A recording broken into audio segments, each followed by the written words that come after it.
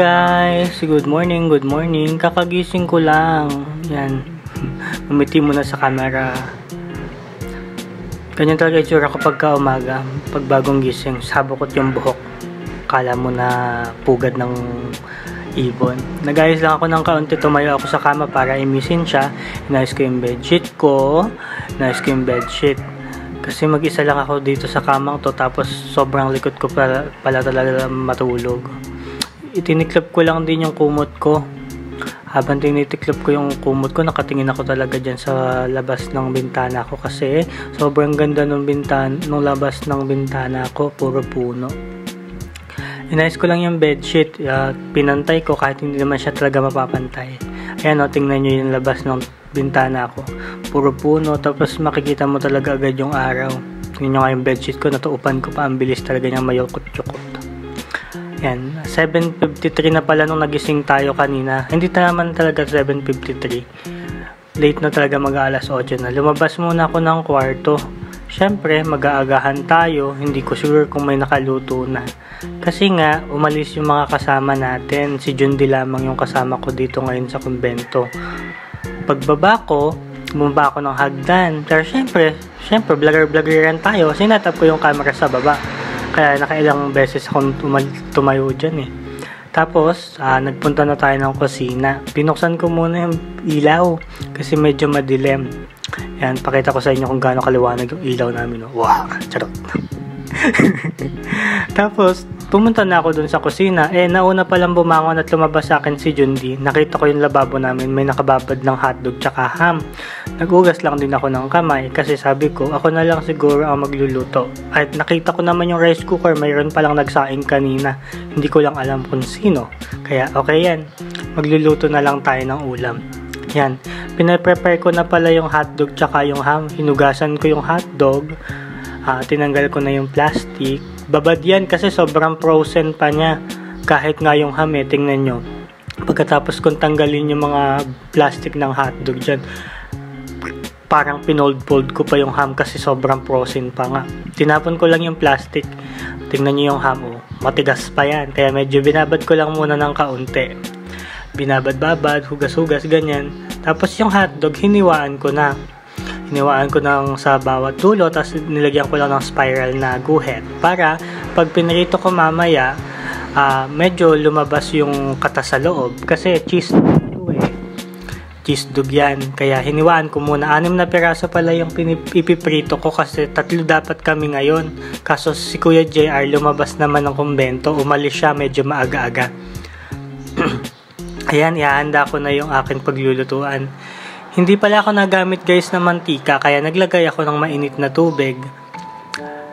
Inilalaga ko muna yung hotdog kapag nagpiprito ako. Pero hindi ko talaga totally nilalagyan ng mantika yung aking mga pinipritong hotdog. Yan, makikita nyo, inilagay ko lang yung 6 na pirasong hotdog. Napunit pa nga yung isa dyan kasi sobrang tigas pa kanina. Tapos, guys, kung makikita nyo talaga, nilalaga ko lang muna talaga yung hotdog kasi though luto naman na yung hotdog, kailangan muna natin siyang iinit. Kaya ang ginagawa ko, nilalaga ko. Tingnan nyo naman, nagmantika siya kahit hindi ko yan nilagyan ng mantika. Hahanguin ko na yan, dumikit kasi siya sa kawali. Pagkatapos nun, naglagay lang ako ng gapatak na mantika kasi ipiprito ko na yung ham. Yung ham naman, pagkalagay ko, 3 peraso lang yung nailagay ko una. Nalimutan ko. 4 pala dapat. 2 kasi kami ngayon. Kaya maya nilagyan ko na lang din ng isa pa. Hinabol ko na lang. Kaya yan, 4 na peraso na siya. Yan, magpiprito lang muna tayo. Hintayin lang natin.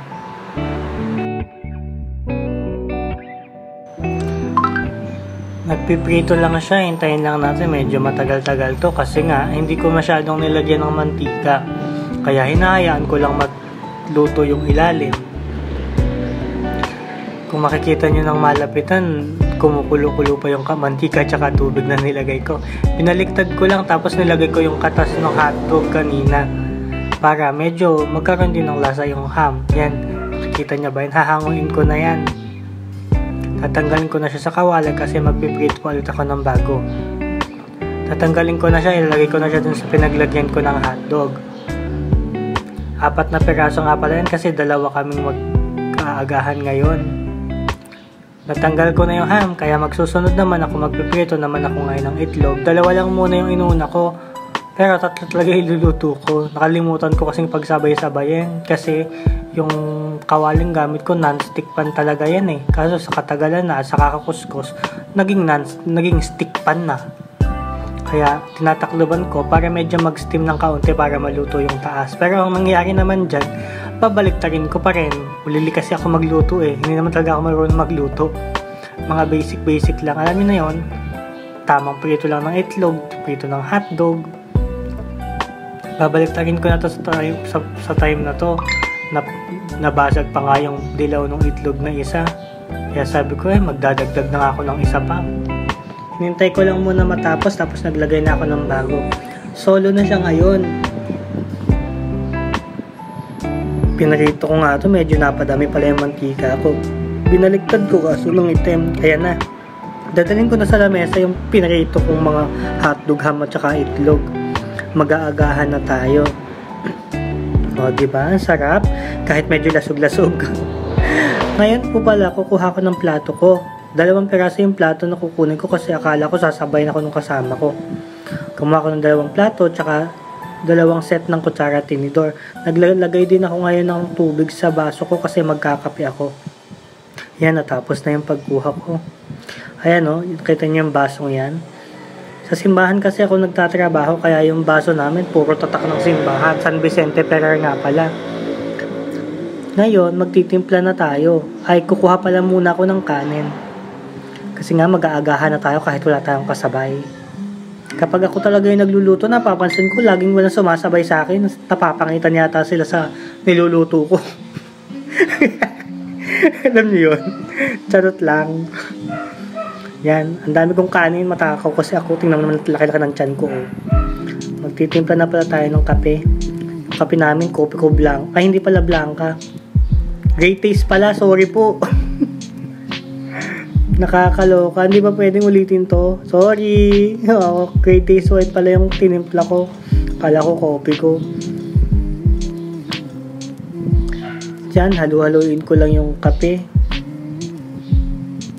Sabi ng mama ko, wag daw ako magkakape ng white.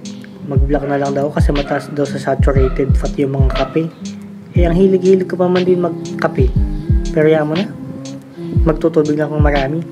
Ngayon, kakain na tayo. O yan, time-lapse na itong pagkain ko kasi nga, ang tagal kong kumain kaya. Anong oras na nga, nakatapos ako magluto, mag-8:30 na yata. Yan, kain lang tayo guys. Kumakain ako ng hotdog, ng ham, tsaka ng itlog. Sausawan ko pala ketchup. Siyempre, yung banana ketchup ng UFC, Pilipino tayo eh. Yan, higop lang ng kape. Ang init-init ng kape ko kaya pinagpapawisan ako. Hindi naman ako nagbukas ng electric pan kanina kasi nga solo ko lang kanina. Wala na akong kasabay. Tapusin ko lang pala to. Malapit na din ako.